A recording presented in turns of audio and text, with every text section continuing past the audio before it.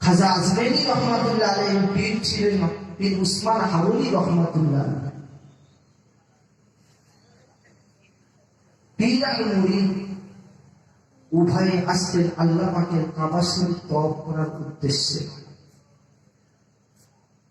আমার নবীর সাফায়াত নেওয়ার জন্য পীর আর মুরিদ উভয়ে চলে আসছে। খাজা আজমেরি রহমাতুল্লাহ আলাইহি, পীর উসমান হারুনি রহমাতুল্লাহ আলাইহি মক্কা মদিনা পাড়ি দিয়ে মক্কার ভিতরে ঢুকে গেলেন, মক্কা শরীফে এসে গেলেন, কাবা শরীফ তওয়াফ করলেন, পাঁচটি আসমান দিয়ে চুম্বন দিলেন, মাকাম ইব্রাহিমের দুরাকাত নামাজ আদায় করলেন, জমজম কূপের পানি পান করলেন, সাফা মারওয়া সাই করলেন, সাফা মারওয়া সাই করলেন, আরাফার ময়দানে অবস্থান করলেন, মিনা মুজদালিফা ঘুরে গেলেন, মক্কার সমাদায় করে মক্কা হজের কাজ সমাদায় করে হুজুর আমার মদিনার দিকে রওনা হলেন আমার নবীর শাফায়াত পাওয়ার জন্য।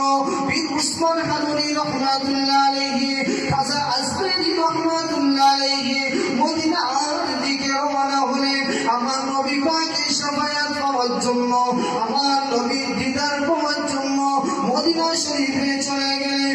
আল্লাহ নবীর মাজার মুকাদ্দাসে গিয়ে দাঁড়িয়ে গেলেন, আমার নবী পাকের মাজার মুকাদ্দাসে গিয়ে দুটি হাত অনুরোধ করে আস্তে আস্তে সালাম দিলেন, আসসালাতু ওয়াসসালামু আলাইকা ইয়া রাসূলুল্লাহ, আসসালাতু ওয়াসসালামু আলাইকা ইয়া হাবিবাল্লাহ। আমার নবীর মাজার মুকাদ্দাসে একটা কোরআন শরীফের আয়াত শরীফ লেখা আছে, সোনালী অক্ষরে একটা আয়াত শরীফ লেখা আছে, ইয়া আইয়ুহাল্লাযীনা আমানু লা তারফাউ আসওয়াতাকুম ফাওকা সাওতিন নাবিয়্যি। আল্লাহ পাক বলছে, হে যারা ঈমান নিয়ে এসেছে তোমাদের গলার আওয়াজ আমার নবীর আওয়াজের থেকে যেন উঁচা না হয়। এজন্য হাজী সাহেবরা যারা যায় নবীর মাজার মুকাদ্দাসে দাঁড়িয়ে চিল্লাচিল্লি করে সালাম কালাম দেওয়া নিষিদ্ধ হচ্ছে। পীর উসমান হারুনি আর খাজা আজমেরি রহমাতুল্লাহ আলাইহি পীর আর মুরিদ উভয়ে গিয়ে আল্লাহ নবীর মাজার মুকাদ্দাসে গিয়ে সালাম দিলেন। الصلاة والسلام عليك يا رسول الله، الصلاة والسلام عليك يا حبيب الله।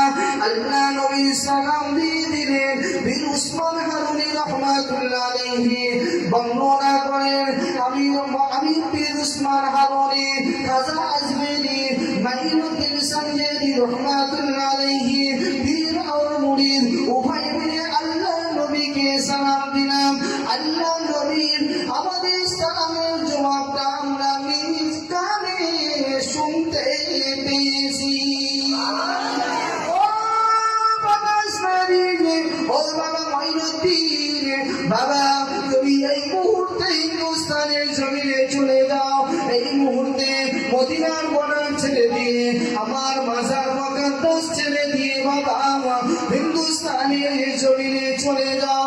আজমেরি রহমাতুল্লাহ আলাইহি বললেন, ইয়া রাসূলুল্লাহ হাবিবাল্লাহ, ইয়া রাসূলুল্লাহ হাবিবাল্লাহ, আমি বড় আশা নিয়ে আপনার মাজারে এসেছি, আমি বড় আশা নিয়ে আপনার মাজার শরীফে এসেছি, আপনার শাফায়াত পাবো, আপনার মদিনার মসজিদে 40 ওয়াক্ত নামাজ আদায় করবো। ইয়া রাসূলুল্লাহ হাবিবাল্লাহ, আপনি আমাকে মদিনা ছেড়ে আপনার মাজার মুকাদ্দাস ছেড়ে হিন্দুস্তানের জমিনে চলে যেতে কেন বলছেন?